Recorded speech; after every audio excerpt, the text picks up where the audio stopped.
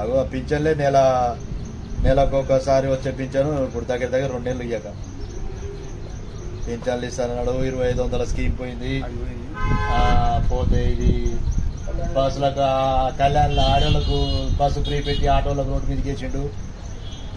ఈ కళ్యాణ్ లక్ష్మి అని అది పోయింది, తులం బంగారం ఇస్తాడు అది పోయింది, 1,00,000 రూపాయలు ఇస్తాడు అది పోయింది, అన్ని ఇస్తున్నాడు. ఏది కావట్లేదు, అయ్యేది లేదు పోయేది లేదు. ఆ రైతు బంధు అది 2 లక్షల మాఫీ అన్నాడు. ఆ 2 లక్షల మాఫీలో అవన్నీ కొరీలు పెట్టాడు. అవి అయినోనికి అవుతుంది కానీ కావట్లేదు. నాకు 50,000 లోన్ ఉంటే 50,000 మాఫీ కాదా, ఏడంగా అవుతుంది. చేస్తాను ఊరికేనే అంటారు, అనగానే అవుతుంది. అన్నంత మాత్రం ఏది కాదు. అదేదో కరెంటు ఫ్రీ పెట్టిండు, అవి వచ్చినోనికి వచ్చింది, రాలేదు. 500 గ్యాస్ అన్నాడు, 500 గ్యాస్ వచ్చిందా?